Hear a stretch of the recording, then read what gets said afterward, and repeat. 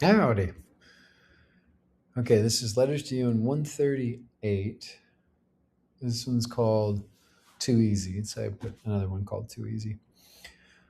Dear Ewan, I keep getting sneak peeks behind a veil. The veil is made out of habits of thinking and behaviors. It's a big wall of bugs. When following ease gets hard is when the bugs wiggle. Quitting vaping, letting T&J love me, and traveling more are great examples. It's all more easier, but my bugs are trained with prayers of conflict and codependency. It's like my spirit animals are bankers at their first burn. I can kind of slip my arm and head through the crack. My body kind of takes it in, and then the crack closes. I assume it's still there, but I can't see it. I'm out in downtown Austin, and it's so easy. I'm going to see where the ease leads me. There's a guy standing alone, and I came to OCH because I thought drag started at 9. We chat. I can feel myself not flirting. Like if he showed me something I wasn't expecting, then I could turn on a dime. We've been talking 20 minutes. When I see a guy I'd never expect to see at OCH, Gary, I immediately understand that the next moments are going to be fun. I see him walk into the bathroom, and I immediately am ready to leave the first guy. My brain somehow trips over itself, wondering how first guy is going to feel. I know the math, I don't need to check it. When Gary comes out of the bathroom, I immediately start walking towards him and turn to first guy as I'm clearly leaving and say, "Nice talking." And then Gary and his husband Noel introduce me to their friends from Chicago. I'm immediately attracted to taller one, and my brain says, shorter one looks like he's easier to get along with. We're all chatting. They tell them what I do, and then taller one says, "What do you do in your groups?"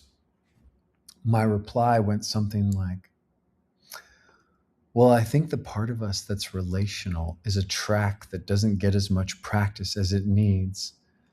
I could talk about it, or I could connect with you right here. And the first thing that comes up is I'm interested in how your sarcasm kind of flows, but it's never cutting.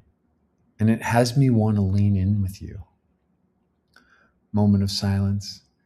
Gary steps in. I ask him to hold on because I want to see how taller one responds. He looks interested. 2 days of experiencing and not writing happened right here. And now I'm recalling that first night I met the Paladin, what I'm calling taller guy now. His name's Tom. We saw each other 3 days in a row. The first was the night we met. I couldn't tell if he liked me. I almost imagined he thought I was a mess.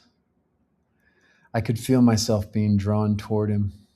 It was so nice to be generally understood, even if I wasn't sure he agreed. We talked to each other mostly that first night after we switched bars. He asked the best questions. And when I'd turn them around and ask him what he just asked me, he would light up and give the most thoughtful answers.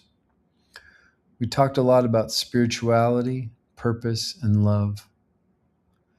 Then they were taking off.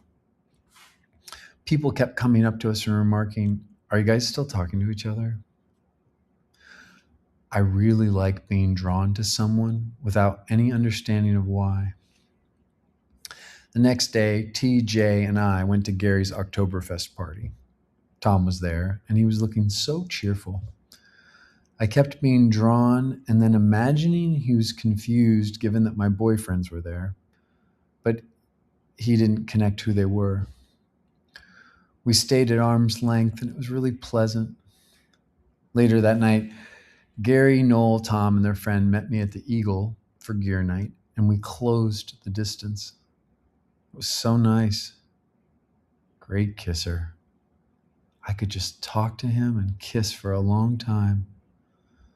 We talked forever, and then, since we didn't have anywhere private to go, we went in my car and put the seats down.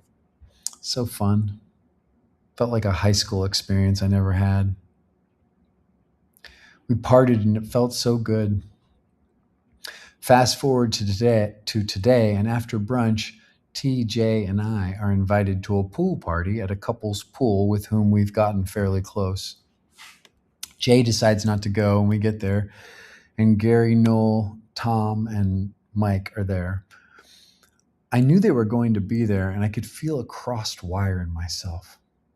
I want to be able to share myself with T, so I asked him, Tom is going to be at the pool party. Are you okay if I'm flirty with him?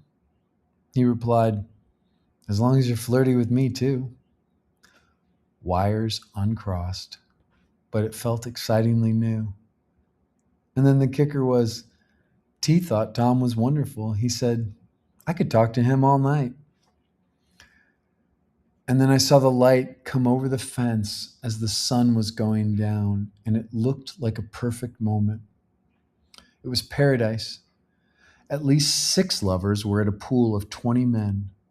Some were wearing shorts and some weren't. But my 21-year-old self wouldn't have thought it was possible to be this satisfied. We were just humans sitting in water and talking. I looked over at Gary and told him it was perfect. He dropped in with me right away. I want to be more like Gary, obsessed with life and always following goodness and ease. I can feel a sense of tribe and a sense of gratitude. Later on that night, I video called with ALIFTIMTS. It was really nice.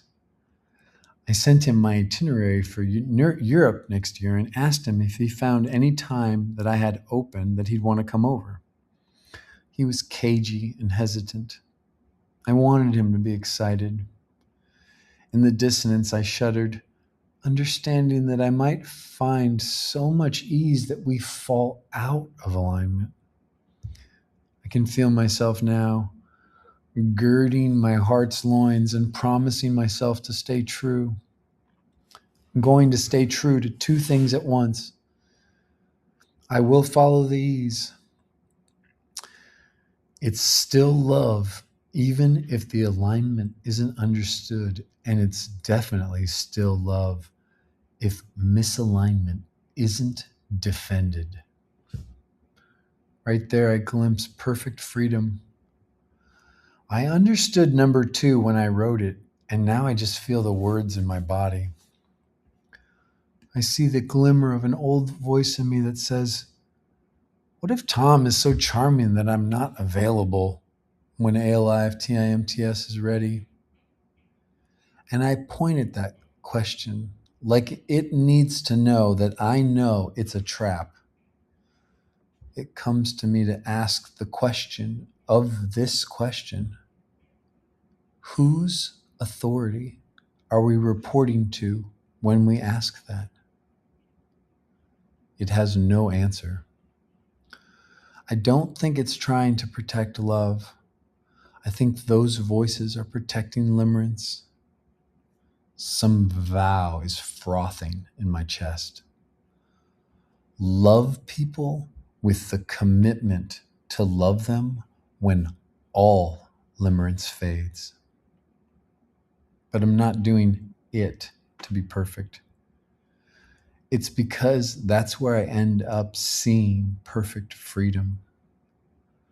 Here, the Tao is perceivable like the wake of a brontosaurus overturning trees 3 hours ago.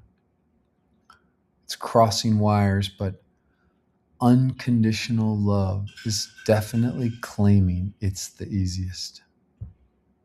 That's enough for now. What needs to be finished?